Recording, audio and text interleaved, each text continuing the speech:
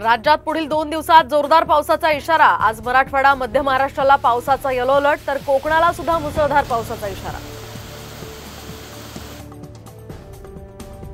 राज्यात काही ठिकाणी पेरणीला वेग। 3 दिवसात 31,000 हेक्टरवर पेरणी। सोयाबीन पेरणीकडे शेतकऱ्यांचा कल।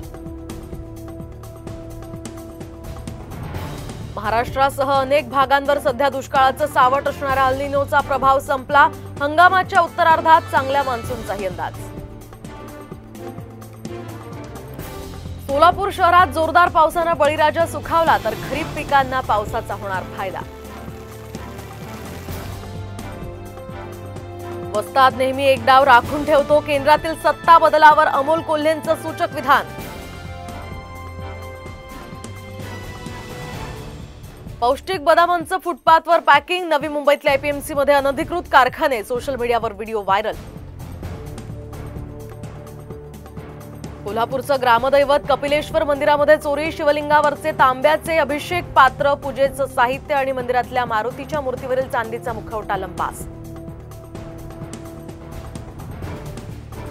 यवतमाळमध्ये तलाठ्याला वाळू माफियांकडून मारहाण। दिग्रसच्या गांधीनगरमध्ये वाळू माफियांची दादागिरी। मारहाण करतानाचा व्हिडिओ व्हायरल।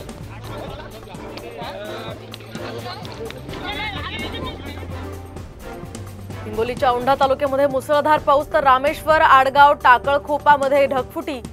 हिंगोली जिंतूर राष्ट्रीय महामार्गावरील पूल गेला वाहून।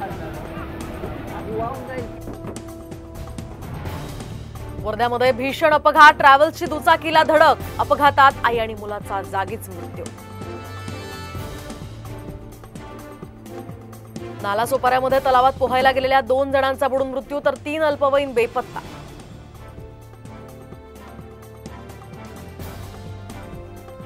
शक्तीपीठ महामार्गामुळे शेतकरी भूमिहीन होणार असतील तर प्रकल्पाला विरोध करू। भाजप किसान मोर्चाचे प्रदेश सरचिटणीस संदीप गिड्डे यांचा इशारा।